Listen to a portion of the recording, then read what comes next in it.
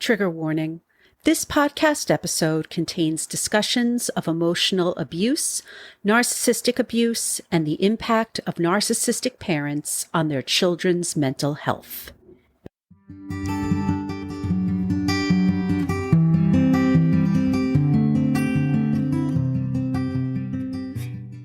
Hello, everyone, and welcome to Emotional Abuse is Real. I'm your host, Sarene Leeds, and I'm so glad you're here.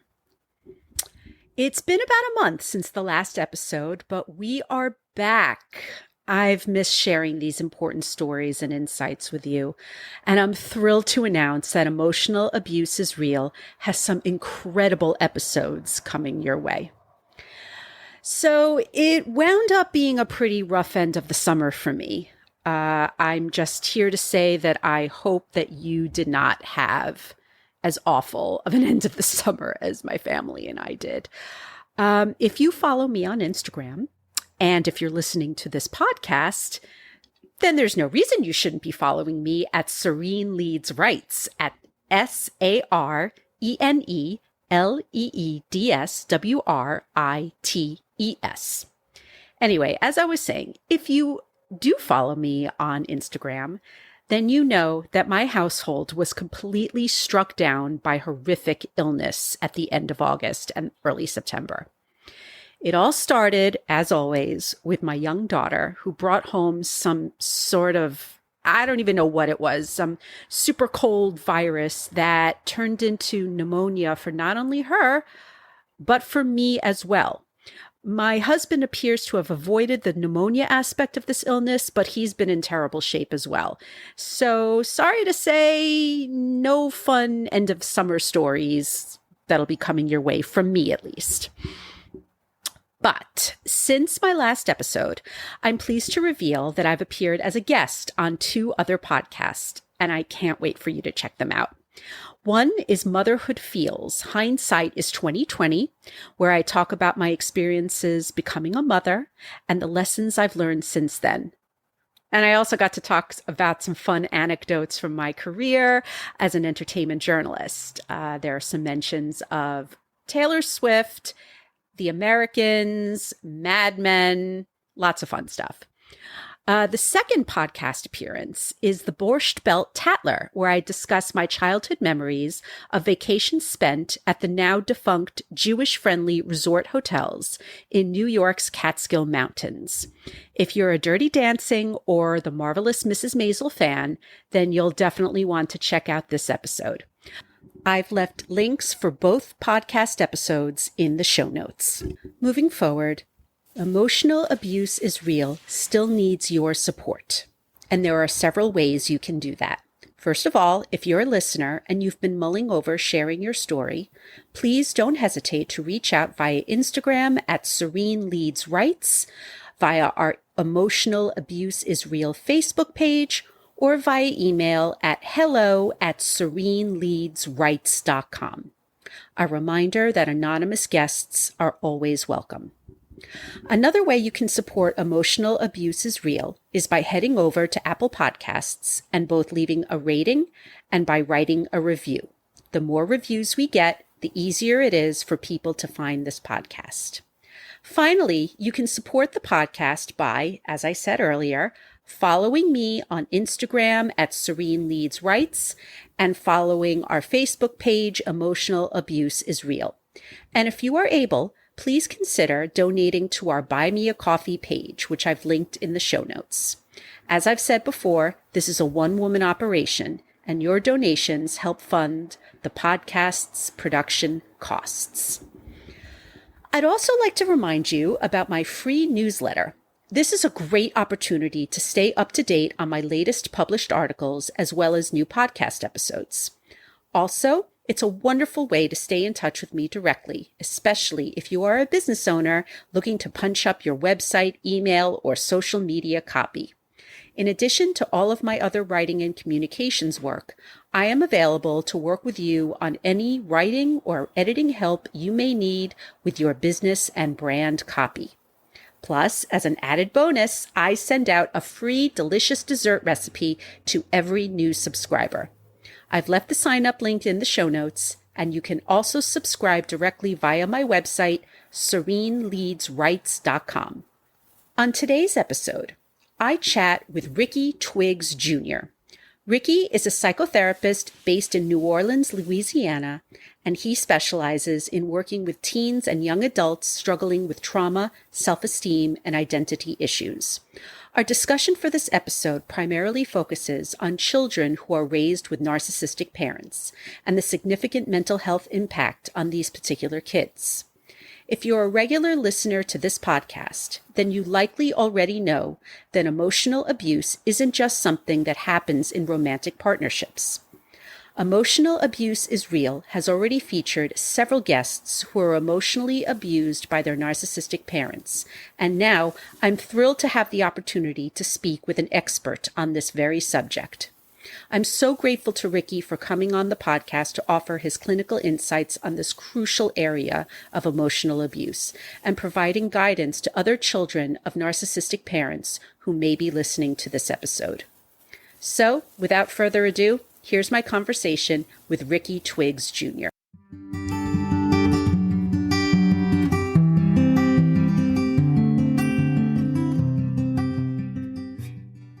My name is Ricky Twiggs Jr. I'm an award-winning psychotherapist from New Orleans, Louisiana. I am certified in clinical trauma therapy, and I'm also certified in dialectical behavioral therapy as well. Excellent. I'm just going to get a little personal right now and just say that I love New Orleans, and it's been a really long time since I've been there, and I can't wait to get back. It is beautiful. Right now, it's super hot. Yeah. It's one of the best places in the world, for sure. I agree. I agree with that statement, and I am a proud New Yorker, and it's very hot here, too. Yeah. Yeah. Yeah. So what can you do? So we're primarily going to be talking about narcissistic parents today and how their behavior affects the mental health of their children. And one of the reasons why I'm talking with you today is because you do work with teens and young adults struggling with trauma, self-esteem, and identity issues. And in your work, you've seen how narcissistic parents have impacted their children's mental health. So I'm so happy you're here to discuss this topic because I've had a few guests already whose emotional abusers were their parents. And it's really important to remind our listeners that emotional and narcissistic abusers aren't just romantic partners. So can you please talk to me about how specifically a narcissistic parent can potentially harm their child's mental health? Yeah, it's a massive spectrum, right? Yeah. We're talking about, first and foremost, the outcome effect is the damage of identity, the loss of the authentic nature, the loss of the genuine self. That's the outcome that occurs. During the trauma, there's a whole bunch or the abuse, however you want to frame that. During that cycle, though, it's like that rapid, it's almost like you're valued to a certain degree and then rapidly devalued in order for the narcissistic parent to have power and control. And really, at the end of the day, that's what the parent is attempting to do, is to exercise control, not just over the children, but over everything in their life. Yeah. Yes. Which is terrifying. But the outcome itself is a loss of identity. Yeah. And that's a horrible thought to have, especially when you're dealing with a child or a teen or even a young adult. So what specifically are you seeing in your patients that is the direct result of being raised by narcissistic parents? Yeah, I would say, that's a really tough question. And to get a little different, a little on the fringe side here, it definitely can mirror borderline personality disorder symptoms for sure. So, for example, like chronic feelings of emptiness, loathing, worthlessness, to a certain degree, hopelessness. And I definitely would say it leans more toward like the quieter side of BPD, where you will have like where I'm noticing like certain teens or young adults had rebellious phases, but they had to keep them very covert. They couldn't be Mhm. very overt with them. They had to be more secretive, more hidden. Um, Mm. like, for example, like a lot of them will engage in early drug abuse or early sexual habits. And those things are mostly done covertly in order to not Sure. get in trouble with the parent. Um, and in that pull, in that struggle for self identity and discovery, it just causes such it's just a causes such like a confusing mess for them when they're older, Mm. um, Yeah. to where they don't really know who they are, what they like, or even how to have healthy relationships because of what the balance looked like for so long. It was about them maintaining and fawning and to not be destroyed by someone that wielded a tremendous amount of power and influence in their life.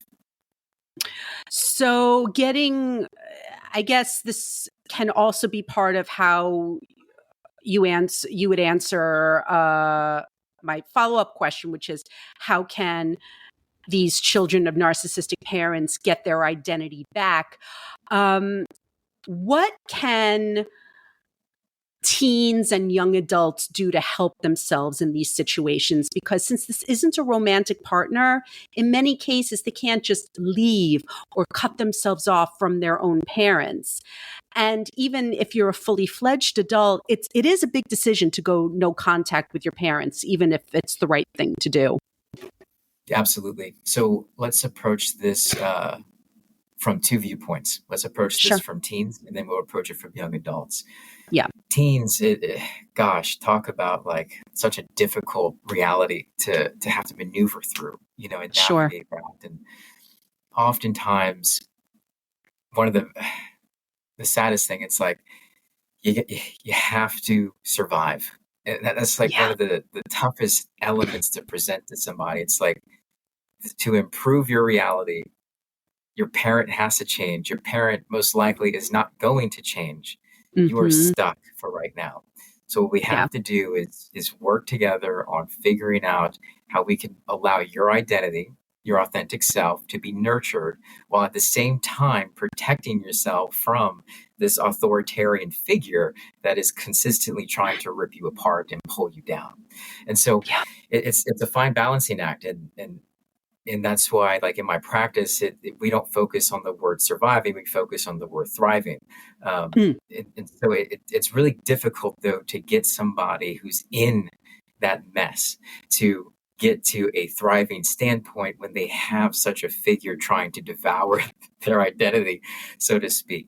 But we Yeah. do this in a couple of different ways. The first thing Okay. is by really helping them to express their emotions in the most healthy way possible. Like, what are some of the ways that we can diffuse the tension that you are experiencing on a day to day? For example, let's say your parent is really, really being aggressive with you, telling you that you can't do these things, telling you if you're not perfect, that you can't go to these dances, you can't play your video games, you can't engage in any social activities. It's like, okay, that's a real problem. So how can we solve this? Or how can we approach it and reframe it to where it doesn't devalue you, to where we can increase that value as you go? And oftentimes teens have brilliant answers. If we give them the space to develop those answers, they will, which I think is the most powerful thing that we can do, is to provide the unconditional space to allow them to solve their own problems in that world. Because then it's like, okay, yeah, you might be surviving right now, but you are building the foundation for you to thrive when you can get out of the home. And that's what I love the most. It's like, let's see what your solutions are. And if they say that they don't know, I don't like that. Like, so I encourage all of my practitioners and even myself to leave that, leave some silence there. Like when they say I don't know, don't fill it. Let them come to the realizations of what it is. Because what's probably happening is that they're defaulting, hoping that an authoritarian individual will fill that solution for them. And it's like, nope, we want that authentic self to kick in. We want that genuine spirit to kick in. And so it's a fine act to empower them and to turn that switch on for them. But really, it's them doing it. It's just us Yeah. providing the space for them to do it. So that's how I would approach it with the teens. It's more Hmm. of like providing the space, letting them come up with the solutions, helping them navigate the um, not the consequences, but the outcomes of those solutions. If they're successful or if they're not successful, let's Yeah, discuss what happened and how we can improve upon that. that's wonderful. It's So giving them some semblance of yeah, control, however that's they yeah, can. Yeah, that's accurate because that's what they lack because the parent is attempting to hold all of that control. yeah. And so for the young adults, you said there can be a different approach because they may Yes, not necessarily still be living in the home. Yeah. that's accurate. So there's some difference of like resources, right? It's like, Hmm. okay, chances are, hopefully, you have a car. Hopefully, we have at least one way out, right? Like we have a Yeah. car. Maybe you're in school, you're in college. There's some distance between you. You have a job. Hopefully, there are elements here that can really kind of like propel you upward to where you're not going to be devoured by the narcissistic parent. And Hmm. so what I definitely focus on with the young adults is building out like the most effective self-care strategy imaginable. Like what does that look like for you aside from your parental figure, right? Self-care, uh, taking care of yourself, bathing, showering, brushing your teeth, all that stuff. But it also includes working, responsibility, accountability, those types of elements as well. What are you doing that can get you out of your predicament? And what I have noticed and what my practitioners have noticed is that a lot of young adults will enter in like this type of uh, what's the word, like shameful schemas to where if Mm, they can't or if they feel as though they can't reach a certain level of perfection or performance, they may not even engage in that type of situation or employment or schooling at all. They'll just kind of shut down and revert back to the parental figure, which mm, we don't necessarily want, but that does happen from time to time where a parental sure. figure will want their children to self-sabotage to return back to the source of control. And that's really an element that is overarching as well. And so there's a lot of tug and pull there. Um, but it's about it's about the empowerment within the resources that they can potentially have and the resources that they do have, and having Yeah. them see the value within that, how it sparks their authentic self to come out, their genuine spirit to come out. So those are some of the elements that's different. One has a little bit more leverage with resources. The other one might have to take more of an approach of survivability right now than anything else. Yeah. I get that. Especially if they're a teenager and still living in the home. So, can you please describe for me how a narcissistic parent is different than a quote unquote typical parent? Absolutely. So Yeah, let's go ahead and let's define narcissism really quickly. And the please. best way to do that is by using the acronym Special Me, right? Okay. I'm not sure if you've heard this or not, but Special Me is a great Not acronym this one. on diagnostic Okay. criteria. You know, Okay. so Yeah. for example, it's like Special Me. We'll start with the S, sense of Hmm. self-importance. The P is the preoccupation with power. Now, there's some other elements there in my experience, it is power and control. Like that is what Yeah. the narcissist is definitely pursuing. Yes. The E is for entitled or feeling sense of entitlement. Um, Yep. the C is for can only be associated with people of importance or only wants to associate with people of importance. The I is the interpersonally exploitative.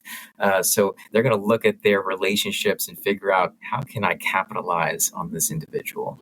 How can I capitalize on that person?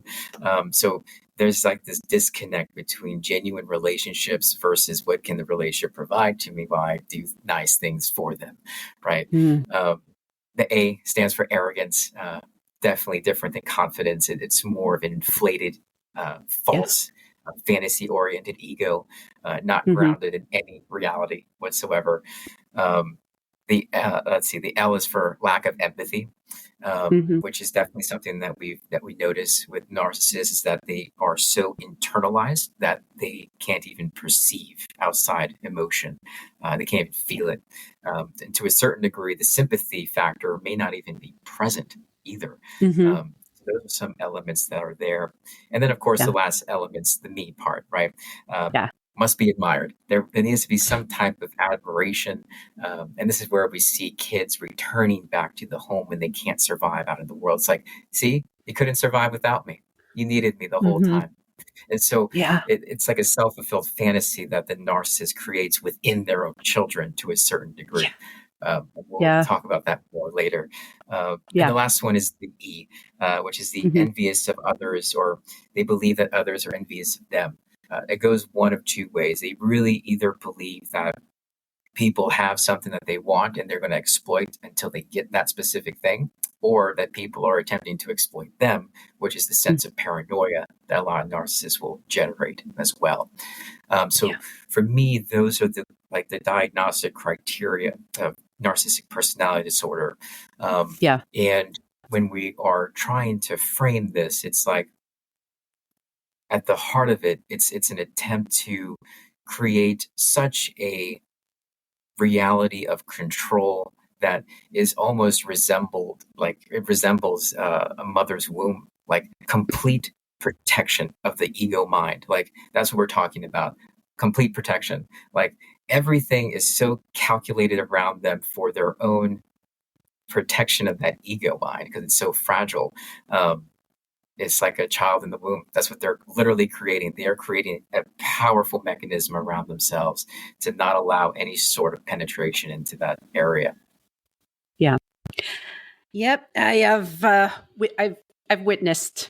I've witnessed it with some parents. Thank Yeah. God, not mine, but I have absolutely witnessed this.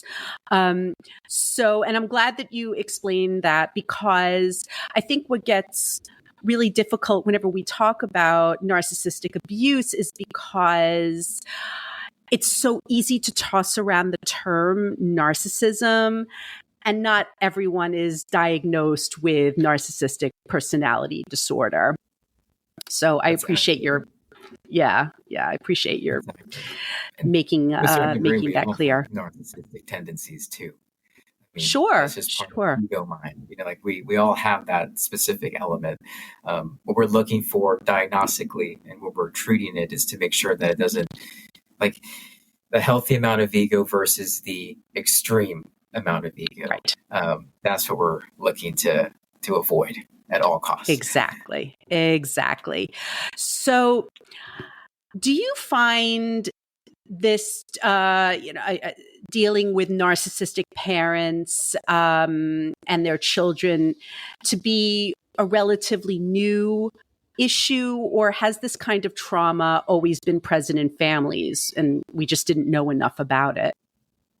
Yeah, that's a really interesting question. I know that a lot of Ooh, I know a lot of practitioners that believe that it is mostly a Western problem, that is not Mm. necessarily like a global problem, but more of a Western problem.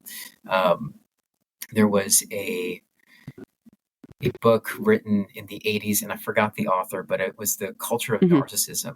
And that kind of like did a deep dissection into America's like rise into narcissistic tendencies. Um, for myself, I would say that it is most likely a not just a Western problem. I don't necessarily agree with that. I definitely Hmm. think that the West can exacerbate the problem. Capitalism is a good way to look at that. Unregulated capitalism is what I'm talking Sure. about specifically. Um, corporatism, same thing, where we value high degrees of performance without any sort of ethical or moral fiber to kind of protect the overall persons underneath it. So it can run really aggressively in that manner if it's not regulated. And that's kind of what I think is narcissistic at the core. It's like if we allow it just to inflate without any sort of regulation, what is going to happen? It's going to explode. is going to Sure. create its own womb around it, is going to do everything it can to protect itself because it's such a fragile mind. And it's lifted up by things that are fantasy oriented and false. And if those elements inside of it are not true because it's not authentic, then anything around it is perceived as an enemy and dangerous. And I think in a lot of ways, Western society definitely does that. Mm, But do I think that narcissism is purely of a Western thing? I do not. I think that mm, it encompasses all of humanity. And those specific genes have not been located for it. I don't necessarily think it's necessarily like a genetic qualm or a genetic problem. I think it could easily be a cultural phenomenon with just as much relevance as any sort of genetic traits could potentially, manifest as. sure. Because cultural problems are very real. Yes. Yes, they are. Oh, yes. And I know that comes into play a lot of the times. I've seen it myself, and it's in a lot of the stories that are told on this podcast. So, as I mentioned, I've had a couple of guests on this podcast who are the children of narcissistic parents. And in some cases, they had no idea how to seek help or what kind of support they needed. And I do know that I have several listeners who are in that situation. They know that there's a problem, but they don't quite know what the next steps should be. So, what would you recommend to children of narcissistic parents, whether they're teens, young adults, fully fledged adults? What would you recommend if they're listening right now? Would be the best first step that they could take in helping themselves? Absolutely. We'll start with the teens first. So Sure. teens are definitely the most vulnerable of this Yeah. population. Yeah. The best thing that a teenager or an adolescent can do is to go to their school counselor, talk to the school counselor, and that would honestly be their first, their first person, that first responder for them. And Yeah. oftentimes, a school counselor can get a piece of paper signed with relative ease in order for them to see and meet with that child at school. Um, so that is one way that an adolescent can most likely get help Mhm. without it appearing so structured or scary to the narcissistic parent. That's one easy way. And I've seen that Okay. numerous times myself. And then what will happen is that the school counselor, if they are trained and educated enough, will inevitably use their tactics and slide a referral over to the parent. And then before you know it, the parent is bringing that kid into actual traditional therapy, where if the therapist is aware enough, can navigate those pitfalls effectively, and as cautiously and carefully as possible, and really help at the earliest levels for that teenager to prevent any sort of diabolical outcomes that could Yeah. potentially arise. Okay, great. For young adults, I would definitely say the best thing to do is to, number one, if you have doubts that you experience narcissism, that's totally fine. Come to Mhm. therapy. We will help you figure it out. You don't have to figure that out on your own at all. That's why we are here. That's why we exist. Come see us. Like, Sure. if you are torn up and you're confused and you don't know what to do, come to therapy.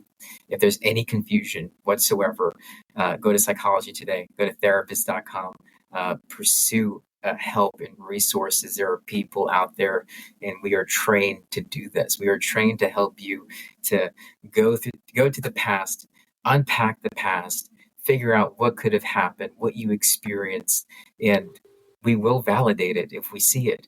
And most often than not, you probably experienced it if you if you're looking for help.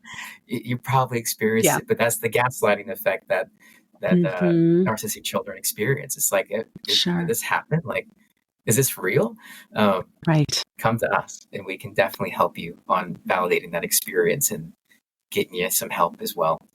For older adults, I definitely Yeah. recommend uh, pursuant of therapy as well. And the thing is for older adults, a lot of them will say like, I've lived it. I kind of know how to navigate it. I don't really need help, right? And that's Yeah. exactly what the parental narcissistic parent would say. I don't need help. I'm fine. I got it. I don't Mhm. need this. right? So really, it's like those small inner statements that have been embedded like into that mind, embedded in there for Yeah. like all intents and purposes. It's like a webbing. And so therapy in that way, even if you feel you don't need it, you probably do. So get in Yeah. here and get some help. There's nothing wrong with that, and it's not saying that you're a narcissist at all. It's not what that's saying. What it's saying though is there's like this embedding that we have to look at and pull out for you, because you don't know if you can get to your full potential if you aren't aware of the areas in which you are stuck. And that's where a trained professional can definitely help you identify those areas. Wonderful. So the only other question I have for you is, how can people best connect with you? Social media, website? Is there any account that you'd like to share so our listeners can find you? Yeah, absolutely. So my handle on almost every platform is Ricky Okay. Twiggs Jr. Okay. And so it's really easy to find. It's Okay. RICKYTWIGGS JR at the end. That's on Instagram, that's on Threads, that's on Facebook, all of that stuff. And if you live in Louisiana, you can definitely reach Mhm. out to me. I provide telehealth services throughout all of Louisiana. I also Great. provide in-person services to those who are local to me that can get to me.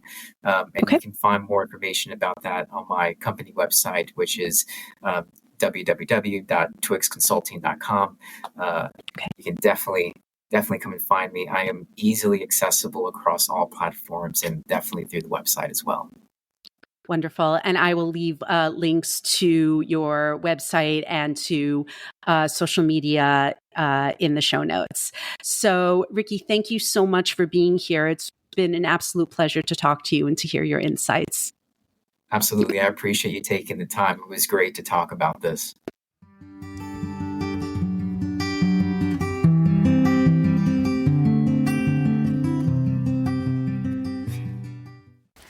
Thank you for listening to my conversation with Ricky Twiggs Jr.